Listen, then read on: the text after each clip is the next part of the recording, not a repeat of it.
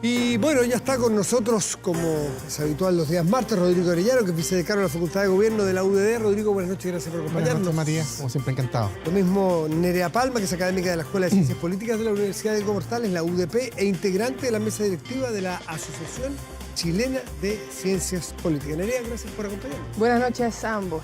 Vamos a tener en la segunda parte del programa una conversación de lo que ocurre en Venezuela propiamente tal. Pero lo de Venezuela tiene efectos en muchas partes, continental, en el mundo, en el continente y en Chile particularmente. Hay 700.000 venezolanos que están avecindados en nuestro país, muchos hace mucho tiempo.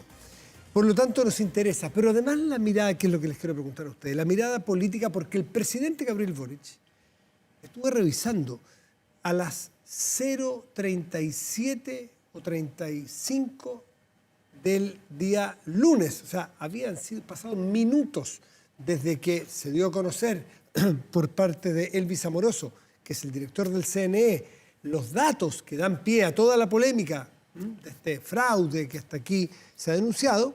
El presidente Boric, yo no vi otro mandatario en el mundo que reaccionara a esa noticia, como diciendo que no le parecían creíbles los antecedentes. Y pone un punto que es el que ha sido central en la discusión, que es que Chile no va a reconocer, lo dice minutos después, Chile no va a reconocer un resultado mientras no sea posible de corroborar los datos. Textualmente se los puedo citar, pero dice, mientras no estén los datos, no podemos reconocer este triunfo. Lo ha dicho Lula, lo ha dicho Biden, lo ha dicho la OEA, lo ha dicho hasta Petro y el gobierno de Petro y tantos países en el mundo. ¿Cómo impacta en la política local el caso de Venezuela, Nerea? Es un caso súper importante para la política chilena. Uno podría pensar, bueno, Venezuela no es precisamente un país vecino, no es precisamente un país cercano necesariamente en términos de territorio a Chile, pero es tremendamente... no, pero políticamente es trascendental.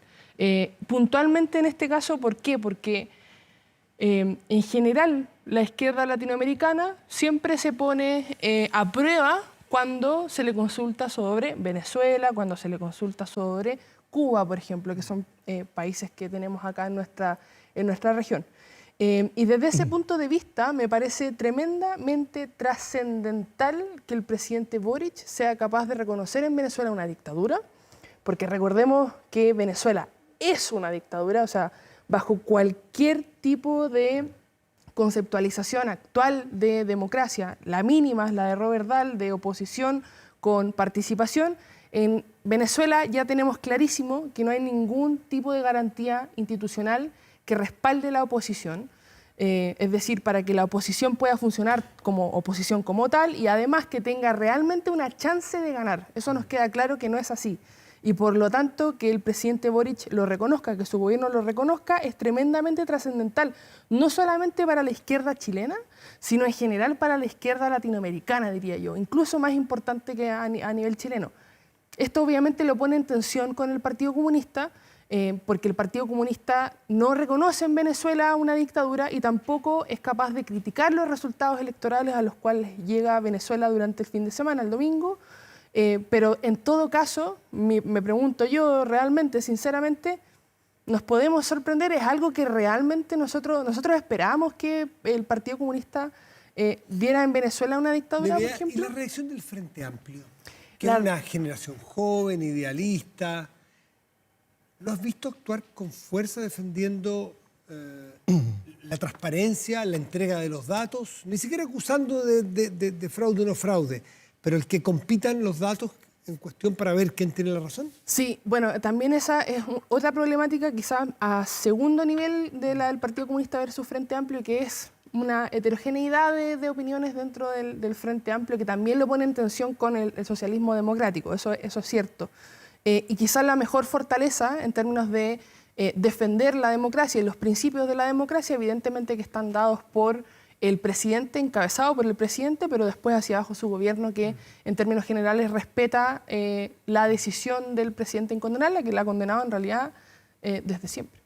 Rodrigo, ¿cómo lo ves tú? El factor interno del crisis un venezolana. pequeño matiz de lo que señala Nerea, porque si bien yo valoro la posición y que siempre la ha tenido el presidente Boric con Venezuela, no así con Cuba, ha tenido ciertas diferencias. Pero sí en el caso de Venezuela siempre ha sido muy crítico de la política y sobre todo del régimen dictatorial de Maduro. Pero parte de su gobierno, parte de su corazón político es el PC, es el Partido Comunista. Por lo tanto, las almas de este gobierno sin duda tienen una mirada distinta y eso tensiona de manera brutal lo que está sucediendo justamente en ese bloque. El Frente Amplio también yo creo que está con esa característica que tienen quizás los movimientos que están incipientes, en que no existe una coalición potente y fortalecida, porque hemos escuchado críticos del frente a la elección del día domingo, pero también gente que mantiene todavía, después de todo lo hecho, toda la evidencia, todo lo que hemos visto, dudas con respecto a si efectivamente hubo alteración de la votación el día domingo. Entonces, yo creo que eso de alguna otra forma puede decepcionar a parte de un electorado que miraba con cierta esperanza a este elector. Y yo coincido en algo, que no nos sorprenda el PC, el Partido Comunista, en esta lógica de respaldar la elección del día domingo y de reconocer el triunfo. El presidente Lautaro Carmona hace unas horas reconoció el triunfo del presidente Maduro. A mí lo que me sorprende, fíjate, y de manera bien brutal, es que pese a todos esos antecedentes, pese a que el presidente Boric tiene una postura muy categórica en este tema, anoche igual pactaron. Hicieron un pacto de alianza electoral con el Partido Comunista. Siguen gobernando con el Partido Comunista, siguen siendo socios con el Partido Comunista. Aquí no estamos hablando de políticas públicas de un 1% más, 1% más o menos para la cotización de los fondos de pensiones o a favor de un retiro, no. Aquí estamos hablando de valores sensibles para la democracia, estamos hablando de los derechos humanos, de la vida. Creo que son discusiones muy profundas que ponen en disyuntiva a un gobierno que en la teoría se la ha jugado por la defensa irrestricta de los derechos humanos, pero en la práctica los dichos del presidente hacen poco eco con sus socios. Entonces yo creo que esa tensión se puede traspasar no solamente a un conflicto quizás mayor con el socialismo democrático, que ha sido muy categórico, muy duro, o sea, Lagos Weber, Juan Luis Castro, Insulza, Mirosevic. Insulza habló directamente de un golpe de Estado. Lagos Weber dijo que no se podía estar en alianza con personas que no tenían los valores democráticos. Pero, al final del día, la paradoja del poder, finalmente igual anoche, a las 23:59, había pacto municipal entre quienes defienden los valores de la democracia y quienes no la comparten. Sí, eso es tremendamente importante, sobre todo pensando en que no solamente uno podría pensar, sobre todo si le va bien o relativamente bien a esta coalición electoral, esta coalición se proyecta, por ejemplo, para las elecciones legislativas y también para unas posibles elecciones presidenciales, pensando en que posibles, digo, quizá este pacto electoral lo pudiese respaldar. Entonces, me parece que ya para estas elecciones claramente no, pero sí, evidentemente que esto va a ser un tema de discusión para las elecciones legislativas. Vamos a tener este tremendo pacto del oficialismo, o va a ser más bien 2, 3 bloques pensando en que efectivamente hay visiones bastante diferentes, como por ejemplo en el régimen de Venezuela. Lo mismo para las elecciones presidenciales. En este momento veo bastante difícil un apoyo unitario completo como el pacto electoral que tenemos para las elecciones municipales y de gobernaciones, pero sí creo que esto va a ser un tema de discusión bastante importante. Ya que entramos en los pactos. Hablando de liderazgo, y tú nombraste a varios líderes del mundo, Matías, yo no quería dejar pasar, y me sorprende que a esta altura yo todavía no escucho a Michelle Bachelet opinar o hablar o criticar profundamente. Ella fue una representante en la ONU, fue presidenta de nuestro país en 2 oportunidades, es la candidata del bloque oficialista mejor proyectada en las próximas elecciones y todavía guarda silencio frente a un hecho brutal de pisoteo de la democracia. Yo de verdad quería destacar, y me sorprende a esta altura del partido, la ausencia de Michelle Bachelet como un actor relevante participando en esta discusión, que creo que, insisto, no es una política pública, son de valores esenciales de la democracia y en esa lógica no entiendo qué ha sucedido con su figura y con su voz, que es tan importante, no solo en Chile, sino que en el mundo. De hecho, en buena parte la acusación que la comunidad internacional le hace a Maduro, no por lo del domingo, sino que por su trayectoria de violación de los derechos humanos, emana de un informe hecho por las Naciones Unidas que en su momento encabezaba Michelle Bachelet. O sea, ¿cómo fue el titular de esa noticia? Informe de Michelle Bachelet en la ONU critica o visibiliza violaciones a los derechos humanos en Venezuela. Sí. Entonces, en eso ahí sí ha estado, ahí sí hay informes de ella. Pero sobre esta elección yo no he revisado, no he visto. ¿no? Yo lo he buscado y todavía sé, no ha no lo sé, no he visto. Pareciera ser que hasta el minuto no. Bueno, hablaron de coaliciones, hablaron de pactos, porque estamos ya anoche se cerró la posibilidad de hacer pactos. Queda hasta el 8 de agosto la posibilidad de algunas correcciones, entiendo. Y podrían caerse candidatos. O sea, hay un pequeño espacio para una negociación, ¿no es cierto? La hay. Lo que quedó aquí, oposición y gobierno, ¿cómo leen ustedes las capacidades de negociar que tiene uno y otro bloque, Nerea? Yo todavía las veo muy arraigadas aún y creo que es central en esta expectativa de ganancia de alcaldías y de gobernaciones. Es decir, todavía veo al oficialismo dentro de toda su diversidad, y eso es lo más increíble de todo. Hay una diversidad, no solamente, en este caso hablamos puntualmente de la posición con Venezuela, hay una diferencia brutal entre el socialismo democrático y lo que podríamos pensar hacia el PC, yendo hacia la izquierda. En términos programáticos, más allá de Venezuela, también hay bastante diferencia. Sin embargo, no costó demasiado, o lo que uno podría esperar, que ese pacto electoral se llevase a cabo. Entonces, me parece que lo que sigue primando, lo más importante, es intentar defender las alcaldías, la cantidad de concejales y las gobernaciones que aún están en manos del oficialismo, y vamos a ver si es que sigue siendo así después a final de año.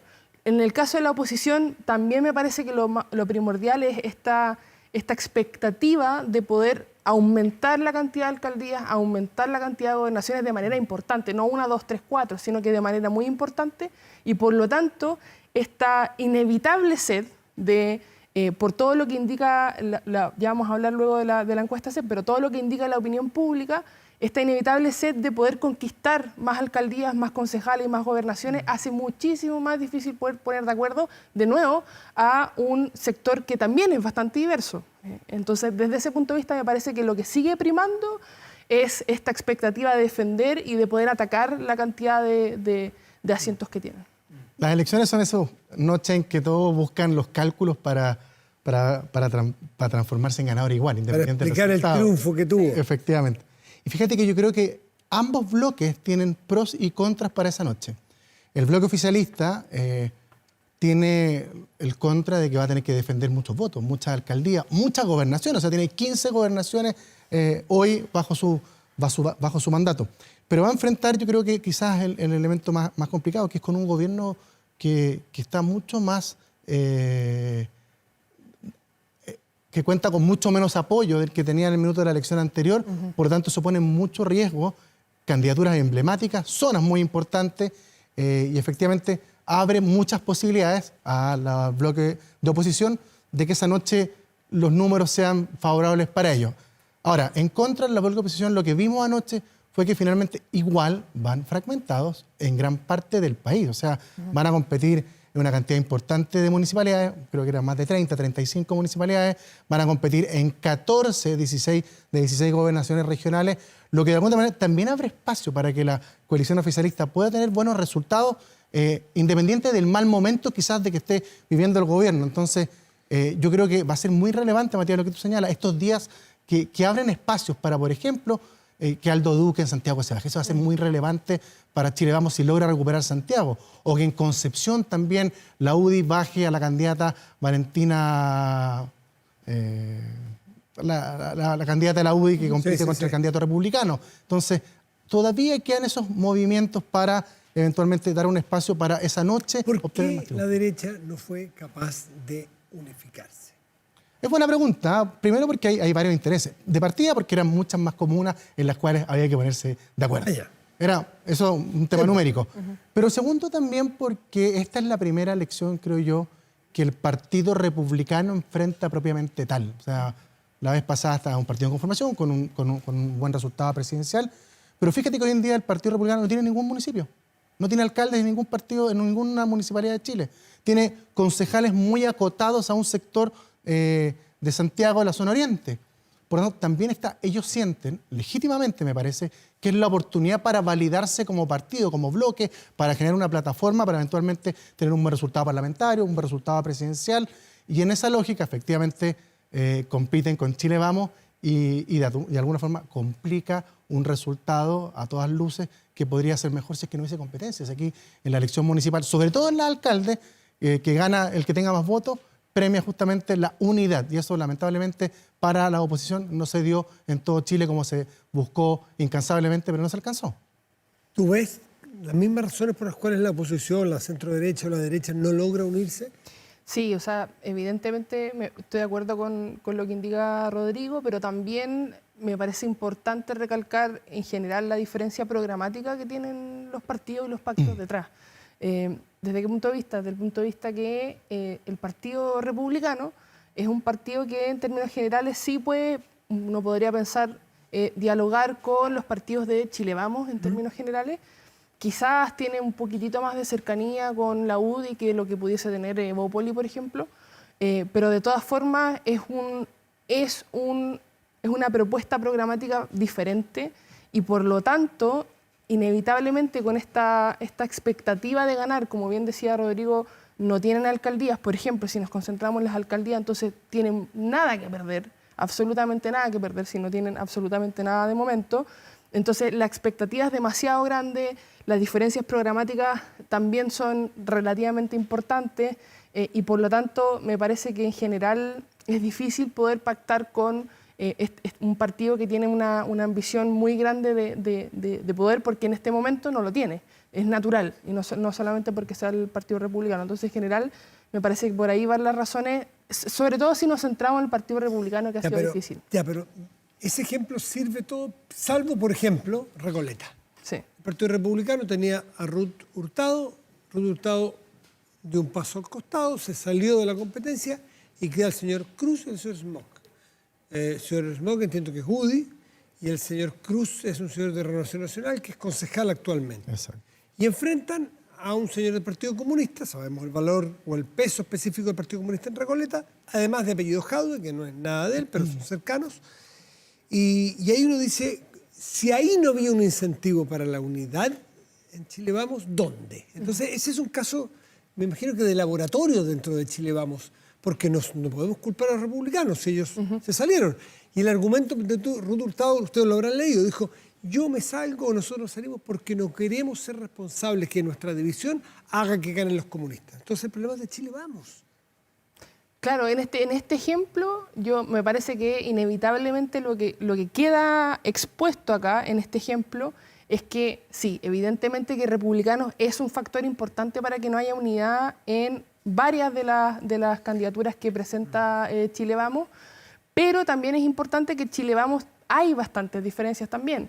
Es decir, no es una coalición homogénea en términos programáticos y tampoco en términos de aspiraciones electorales. Evidentemente que la UDI tiene aspiraciones electorales mucho más grandes de las que podría tener, por ejemplo, Evópoli. Y por lo tanto, en general, es una coalición que no solamente los partidos hay una gran diferencia en términos electorales, pensando solamente en cantidad de escaños, por ejemplo, en el Poder Legislativo, sino también en términos programáticos. Entonces, desde ese punto de vista, me parece natural que no hayan podido llegar a consenso en Recoleta, más allá de que todo el incentivo está al ser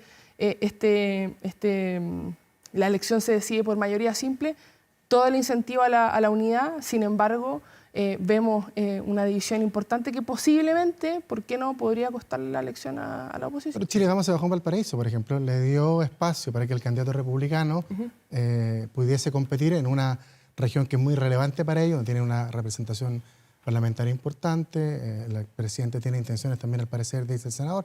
Chile Vamos presentó 278 candidatos a municipios, o sea, dejó un amplio margen también para no haber competencia. Y no puedo desconocer el dato, Matías, pero creo que en Recoleta una de las candidaturas... Es social cristiano y ya por fuera. Hay un social cristiano y creo que hay un partido de la gente, pero la candidatura creo que del actual concejal no fue apoyada por... Cruz. El señor... Felipe Cruz. Cruz. Creo que se corrió por fuera del partido. Totalmente. Por lo tanto, ahí... No es Chile Vamos, no es Chile Vamos, claro, quizás faltó el liderazgo de Chile Vamos para impedir eso. Sí. Pero el candidato de Chile Vamos es disciplina partidaria. Exacto. Sí. Exactamente, sí. El señor Felipe Cruz Estoy viendo si estaba chequeando si era por el Partido de la Gente o Social Cristiano, que es lo de Aldo Duque En Santiago. por Santiago, pero iba por fuera. Sí. De hecho, en Chile vamos a decir cómo es posible que todavía hay gente que junta firmas, llega y compite aquí. Pero bueno, son las reglas del juego. En los minutos que nos quedan, quiero que conversemos sobre la encuesta CEP, que sale con un par de veces, 3 o 4 veces en el año, y necesariamente hay muchos temas que toca esta encuesta, pero uno va a las aprobaciones de los políticos, de los gobiernos, los atributos de los gobiernos, los liderazgos, pero sobre todo el arrastre que tienen, el apoyo que tienen las máximas figuras de la política nacional. Y hay prácticamente un empate técnico entre Matei y Bachelet. Están allí, están discutiendo punto a punto. En valoración positiva, ojo, que es distinto a medir la intención De voto. Sí. Pero es lo que mide la CEP, Exacto. Conocimiento y valoración positiva. Tienen muchas las sorpresas. Hace mucho tiempo, en el fondo, están las dos figuras consolidadas en cada uno de los bloques, Michelle Bachelet. Por eso hago la recriminación justamente, lo que dije anteriormente, que me sorprende que a esta altura alguien que esté tan encaminada probablemente a ser la candidata del oficialismo, si seguimos la encuesta, todavía no se pronuncie de algo tan fundamental como el caso de Venezuela. Pero eso efectivamente es la foto del minuto y es la valoración que existe de dichas personas. A mí, yo quería destacar la valoración del presidente Piñera, del expresidente Piñera, que me pareció uno de los datos impresionantes que a meses de su fallecimiento, 6 meses, la valoración del presidente sea tan relevante como la vimos hoy, casi un 60% de valoración positiva. Creo que es un hecho muy, muy, muy relevante. Y bueno, y sin duda también la medición que confirma que este gobierno se mueve en el margen entre el 25 y 30% de aprobación. No ha logrado en la CEP, al menos, lograr despegar de ese porcentaje de aprobación y tampoco remontar la desaprobación que tiene, que sigue siendo importante a meses de una elección electoral, que justamente tienen, además de que una elección muy particular y muy local, todas las elecciones que se dan durante un proceso de un gobierno tienden a ser plebiscitarias de la gestión del gobierno. Por lo tanto, se tienden a confundir no solamente en la gestión local o el líder local, sino que también su vinculación con quien está en ese momento gobernando el país. Tiende a ser como una especie de plebiscito sobre el actual gobierno en ejercicio. ¿Nerea? Sí, bueno, primero, lo primero que me gustaría decir es que esta encuesta es súper importante. O sea, nosotros estamos acostumbrados en general a comentar encuestas semanales, pero esta encuesta es diferente. Es una encuesta que es cara a cara, es una encuesta que tiene una tasa de respuesta de 61%, los datos son públicos, podemos replicar los resultados, no tenemos que creer en los resultados que nos muestran, sino que lo podemos replicar. Entonces eso es tremendamente importante. O sea, la calidad metodológica, tú que te dedicas a estos temas, es... Exactamente, entonces potente. es confiable, o sea, podemos confiar en esta encuesta de manera, en el fondo, sí. cierta, claro. Exacto, sin pensar demasiado. Ahora, lo otro que me parece importante recalcar es de los temas principales de la ciudadanía que aquejan. Tenemos delincuencia, evidentemente eso no nos debería sorprender por lo que está pasando y que no en el país. alcanzó a dimensionar los últimos incidentes de violencia. Exactamente. Fue justamente antes, terminó el trabajo de campo antes de eso. Esto es junio, julio, pero no alcanza a tocar los últimos Esa temas. jornada de Quilicura y Lam. Exacto. No están reflejadas en la encuesta. Pero me sigue pareciendo importante, más allá de que esté delincuencia, que sabemos que va a estar siempre es importante y mucho más en estos últimos tiempos, en los últimos años, pero sigue apareciendo salud y pensiones, que es, sin duda alguna, un pendiente no solamente que tiene este gobierno, sino que el que tiene el gobierno de Piñera, que tiene el gobierno de Michelle Bachelet para atrás, que de nuevo tiene deuda Piñera. Entonces, en el fondo, lo que quiero decir es que, a pesar de que tuvimos un estallido social donde vimos demandas de salud y pensiones, a pesar de, en general, de que este es un tema que sale recurrentemente en las encuestas, ha salido en todo el mandato de Gabriel Boric, ha salido, no podemos despejar esta discusión, no somos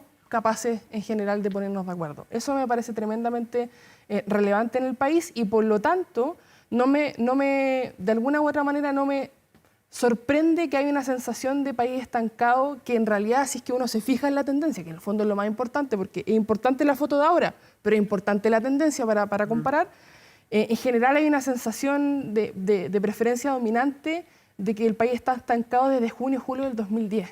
Y no puedo aislar el efecto solamente a salud y pensión, evidentemente, pero para mí es una hipótesis que es bastante fuerte. Sí. Dale, porque yo tenía dos elementos que quería destacar. Por favor. No, lo primero que es como para preocuparnos, que en el top 5, digamos así, pero de abajo hacia arriba, los poderes del Estado siguen siendo las instituciones menos valoradas por la ciudadanía. Sí, creo que es un llamado, grave. es un llamado de atención muy relevante, no solamente al gobierno, sino que al Congreso, al Poder Legislativo, a los partidos. Y eso es lo otro. Casi un 70% de las personas no se identifica con ningún partido.